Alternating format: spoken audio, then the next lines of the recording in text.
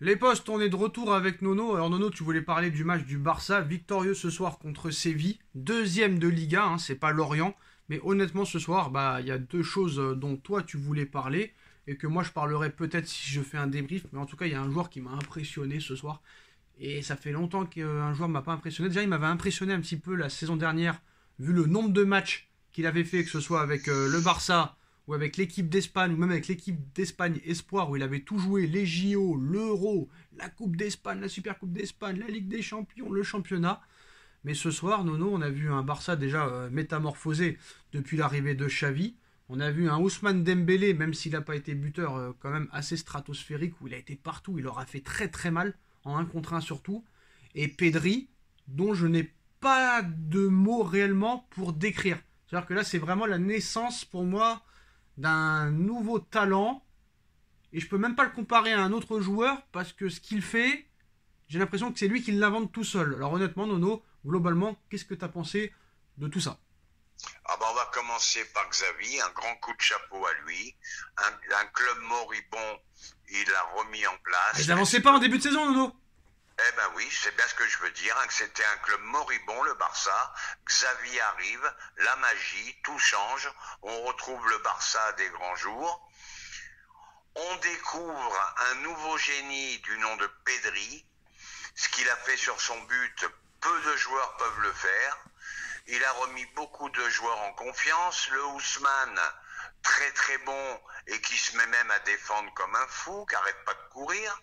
Bravo, monsieur Xavi, coup de chapeau. Nono, je vais te dire un truc. Je vais peut-être signer mon arrêt de mort. Je m'en tape. Ce mec-là, par exemple, j'ai pas eu de comparaison à faire au niveau de talent, mais au niveau espoir de désespoir, je peux le faire. Il a, allez, je vais pas exagérer, il a 100 Marco Verratti à chaque pied. Chacun fait comme il veut. Je le dis. Tu sais que j'admire Marco.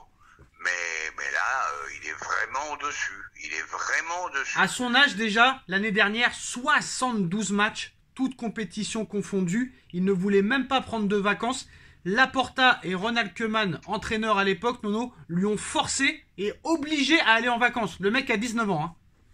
Ouais, 19 ans, un génie.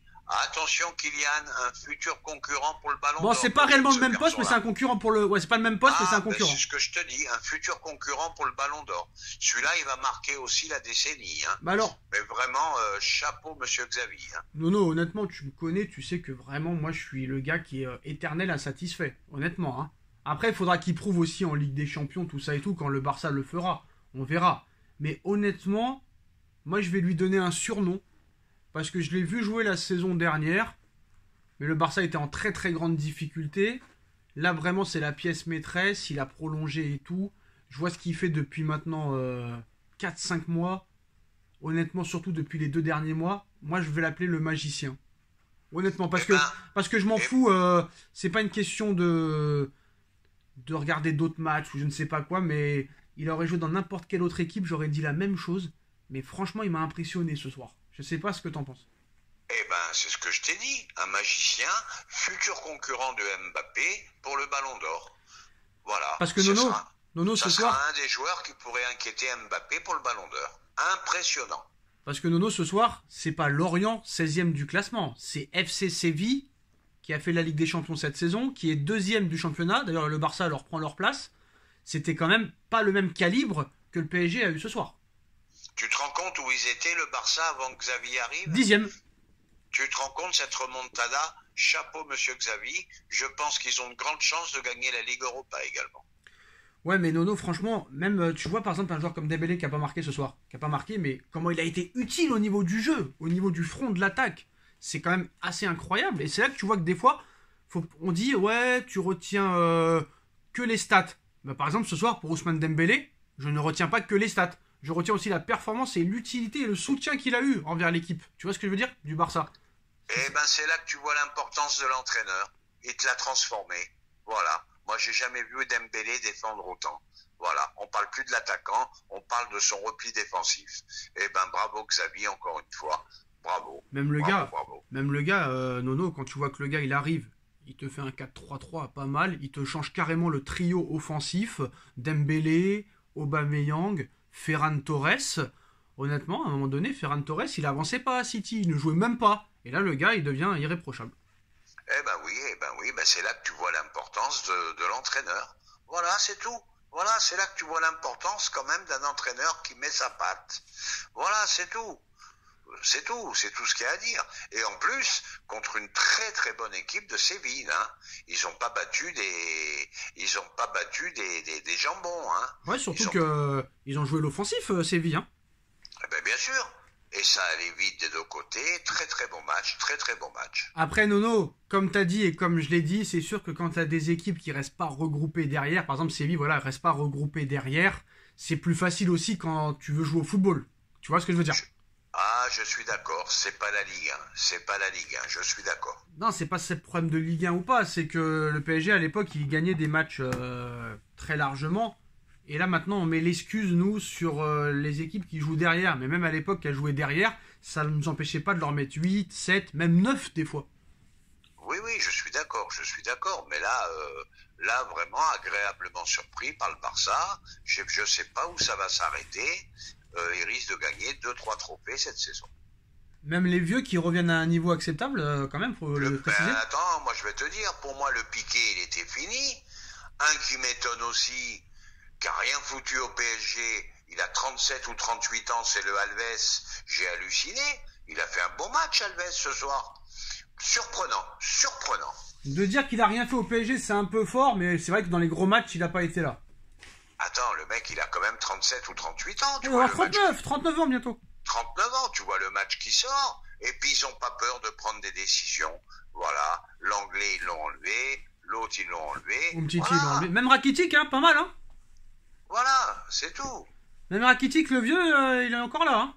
Eh ben, très bon match. Je pense qu'il nous aurait fait du bien cette année, lui. Non, arrêtez. Alors, c'est ça le problème avec vous. Vous êtes à géométrie variable à chaque fois. Pas géométrie variable. C'est un joueur qui est constant. C'est un joueur qui court beaucoup et qui est supérieur à nos milieux, à nous. Ah oui, mais quand t'as un coach qui te fait courir, c'est pas la même chose aussi, hein. Eh ben voilà. Si Rakitic il serait venu au PSG, tout le monde aurait dit ah ça y est, c'est la maison de retraite et tout. Donc ça veut dire que c'est l'entraîneur qui est mauvais au PSG, très très mauvais. Je suis désolé de le dire. On est d'accord. Bah ouais, parce que pourquoi les mecs ils courent dans d'autres clubs et pas au PSG? C'est qu'à un moment donné, c'est le coach. C'est ce que je t'ai dit, la patte de l'entraîneur. Voilà, comme Guardiola. Pourquoi Guardiola, à ton avis, n'a pas pris Ronaldo? Parce que ça rentre pas dans son système, parce qu'il court pas, il va pas au pressing. Voilà, tout simplement. Et il a refusé Messi aussi, je pense, hein. Voilà, pour ça également. Ouais, mais Messi, personne peut le faire courir. Même lui, il a pas réussi à le faire courir, Guardiola. Oui, mais le Messi d'avant, il n'avait pas besoin de courir. Hein, voilà, c'est ça la différence. Hein, le Messi d'avant, il te driblait 10 joueurs dans la surface. Hein. Même 11, hein. Voilà, donc on parle plus du Messi quand il avait 25 ans. Rappelle-toi du coup du sombrero sur le gardien d'Arsenal en 2011, exceptionnel. Bien sûr, c'est le seul joueur que Guardiola a cédé pour pas qu'il court. Autrement, tu veux jouer à Manchester City, il faut courir. Tu veux jouer avec Xavi, il faut courir. Voilà, c'est tout. Et c'est pour ça que je te dis, on en revient un petit peu au PSG. C'est très très bien ce qu'on a vu ce soir. Mais au haut niveau, ça sera pas suffisant. Voilà. Ah bah ça c'est net, clair et précis en tout cas. Nono, voilà, bah très beau match du Barça et surtout très grosse performance du peut-être futur plus grand joueur du monde. Il y aura peut-être aussi une concurrence. Et puis je vais même te dire, et je te finis là, même le Jordi Alba qui était à la rue, je vois un Jordi Alba qui revient à son niveau. Bravo Xavi. En tout cas, moi en tant que fan de foot, ça fait longtemps que j'ai pas vu un joueur me donner autant de plaisir que Pedri. On verra si ça continue. Hein. Tu sais, des fois une blessure peut tout casser, on lui espère pas, mais des fois c'est des grands espoirs pendant 1 ou 2 saisons et après ça s'éteint. On verra ce qui se passera. En tout cas, les postos, dites-nous en commentaire ce que vous avez pensé. On like, on partage, on commente, on s'abonne. Nono, je te remercie et à très vite pour une nouvelle vidéo. Tchuss. Tchuss.